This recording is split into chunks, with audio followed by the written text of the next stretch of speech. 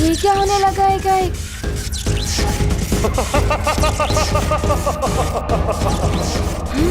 यक्षलोक में प्रवेश करना सरल नहीं है हनुमान।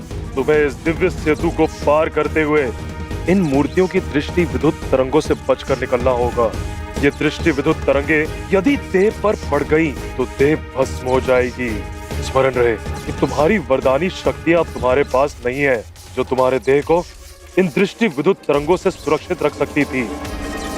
मुझे माँ को मुक्त कराना है और उनके आने वाले मार्ग में कोई भी बाधा मुझे स्वीकार है।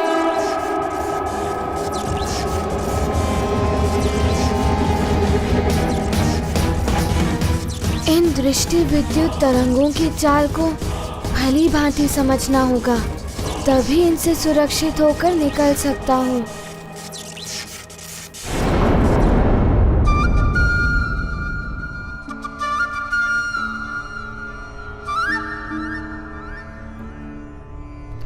हाँ,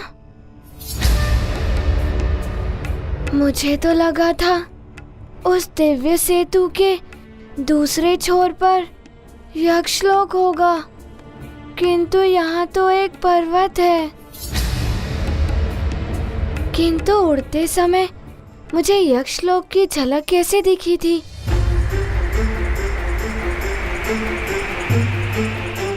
तो ये तुम्हारी सबसे बड़ी भूल है अबोध बालक, सबसे बड़ी भूल।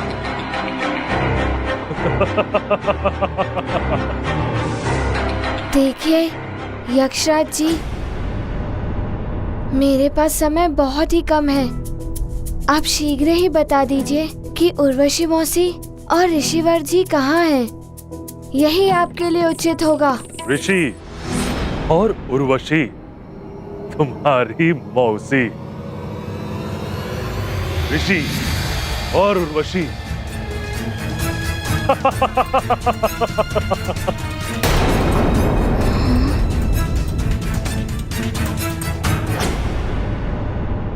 ऋषिवर, मौसी जी,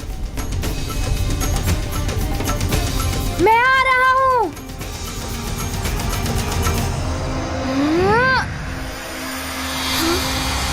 ये क्या? ये एकाएक लुप्त कैसे हो गए?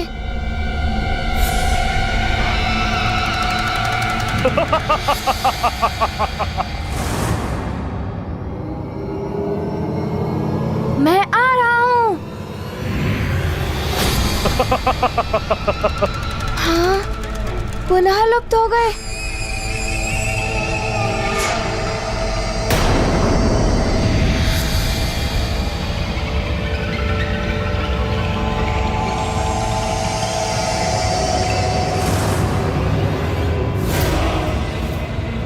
यक्षराज, मैं आ रहा हूँ मौसी जी। हाँ?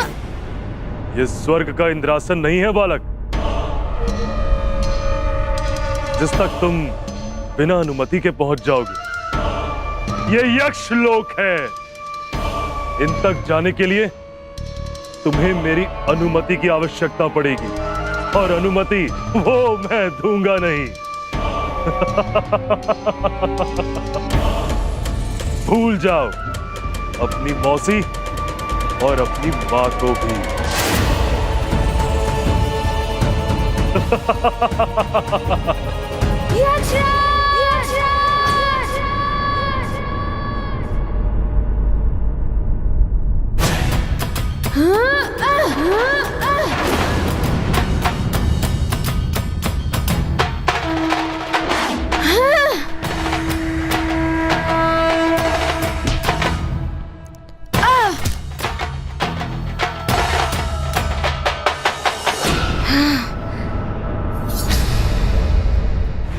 वरदानों की शक्ति क्षीण होने के पश्चात भी तुमने इतना बल।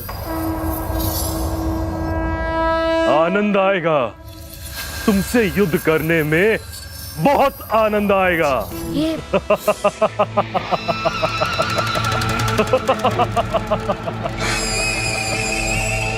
देखते हैं।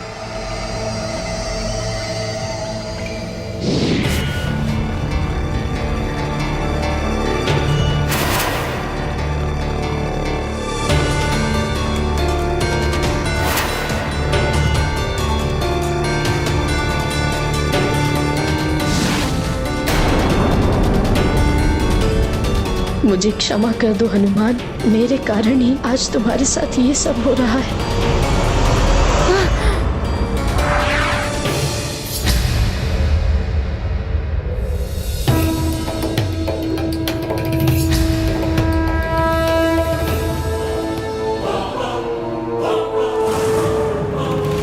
मेरे अगले प्रहार से तुम भी इस गदा की तरह स्तंभ में समा जाने वाले हो।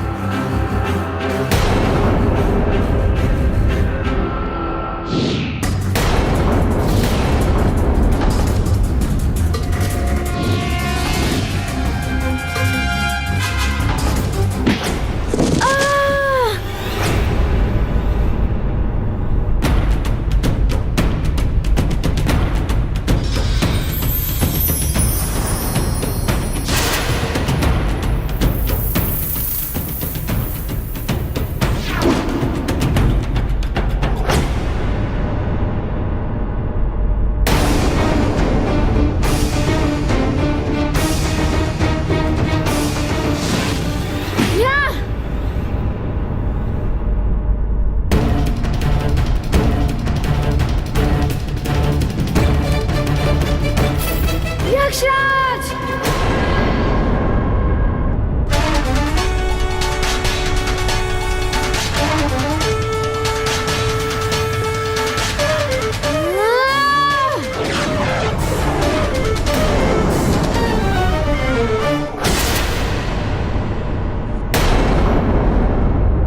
अब देखना तुम्हारे ही वार से कैसे मैं तुम्हें ही मिटाता हूं।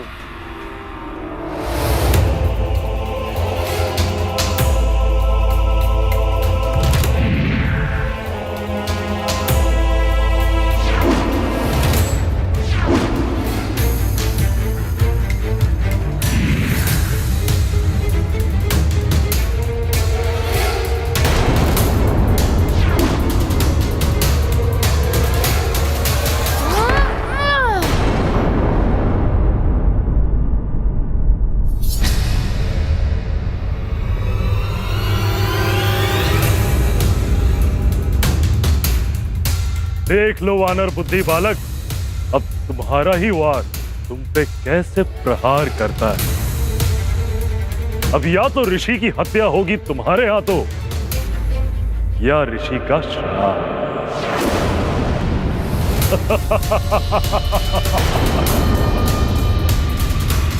ये तो अनर्थ हो जाएगा।